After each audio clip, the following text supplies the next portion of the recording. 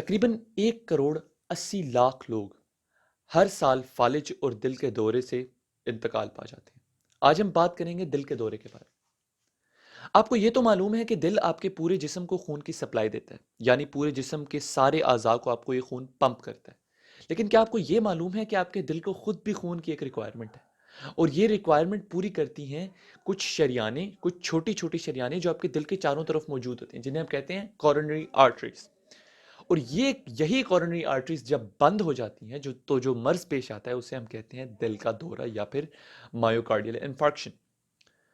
अब मिसाल लेते हैं हम इस रग की, या जिसे हम कहते हैं left anterior descending artery. Left anterior descending artery का मतलब मैं आपको समझाता हूं। लेफ्ट साइड से मुराद बाएं हाथ पे, एंटीरियर से मुराद सबसे सामने, और डिसेंडिंग से मुराद नीचे गिरती हुई। तो ये लेफ्ट एंटीरियर डिसेंडिंग आर्टरी का तज़किरा मैंने जानबूझ के किया क्योंकि ये सबसे ज़्यादा आमतौर पे इन्वॉल्व होती है आपकी मायोकार्डियल इन्फार्क्शन में।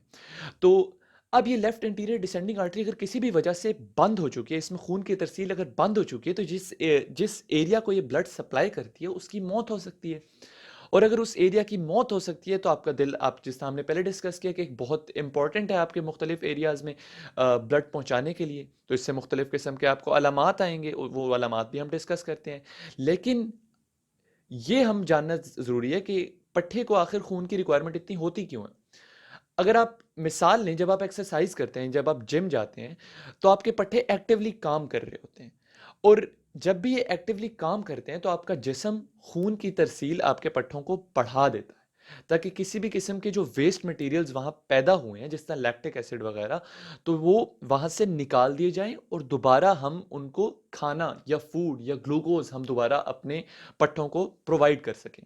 और अगर जब खून की तरसील बंद हो जाती है तो उस पट्टे की मौत हो जाती है, और उसे हम दिल का दौरा कहते हैं। मजीद मैं आपको बताता चलूं कि जब भी दिल का दौरा होता है और दिल के किसी भी खास एरिया की अगर मौत हो जाती है, और अगर उसके एंड टाइम अगर पेशेंट की उस खास एरिया को बचाया नहीं जा सकता, तो वो दोबारा रीजनरेट नहीं होता, वो दोबारा नया दिल का पट्टा नहीं बनता, बल्कि उसकी जगह एक रेशेदार मादा आ जाता है।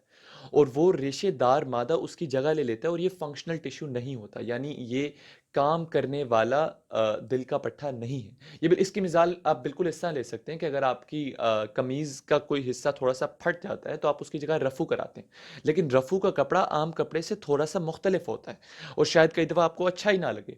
तो इसकी मिसाल, तो इससे हम ये समझ सकते हैं कि जिन लोगों को बार बार दिल के दौरे हो रहे होते हैं, किसी भी वजह से अगर उनको बार बार दिल का दौरा आ रहा है, तो ये रेशेदार मादा उनके दिल में बढ़ता जा रहा है, और आमतौर पर उनका खतरा बढ़ता जा रहा है कि वो ज्यादा सीरियस डिजीज की तरफ जा सकते हैं।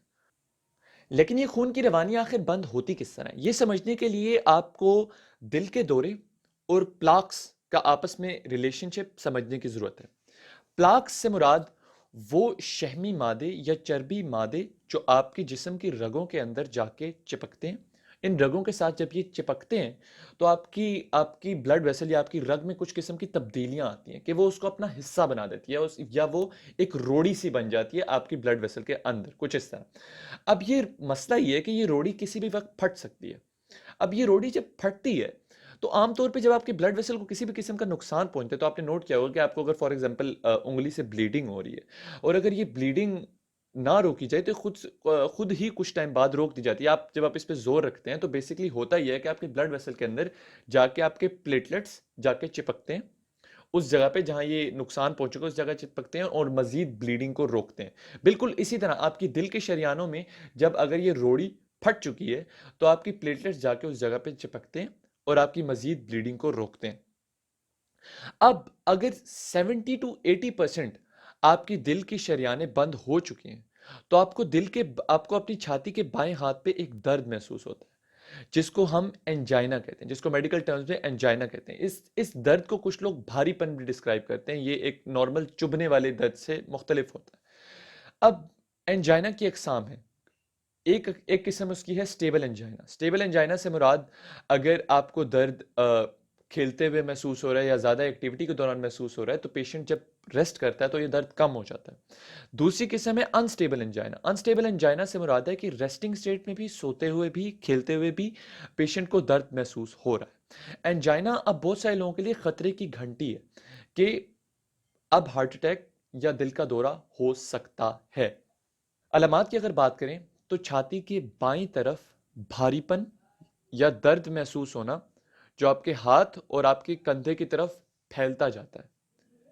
यानी छाती के बाईं तरफ आपको दर्द महसूस होना जो आपके दोनों कंधों या आमतौर पे बाएं कंधे और हाथ की तरफ फैलता हुआ महसूस होता है। लेकिन एमआई के लिए यह दर्द होना जरूरी नहीं है।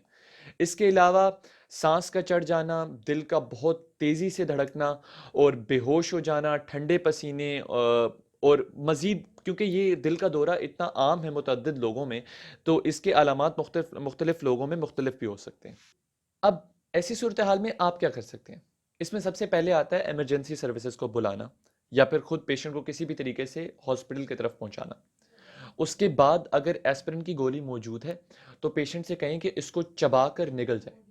उसके अलावा अगर डॉक्टर ने नाइट्रोग्लिसरिन, ये एक ऐसी ड्रग है जो डॉक्टर्स इंडिकेट करते हैं उन लोगों में जिनको एंजाइना या दिल का दर्द आमतौर पे होता है, तो अगर पेशेंट डॉक्टर्स ने इंडिकेट की है तो नाइट्रोग्लिसरिन जबान के नीचे रखना। और उसके अलावा अगर पेशेंट बेहोश हो चुका है तो उनको सीपीआर भी कर सकते हैं अगर आपको इसकी नॉलेज है।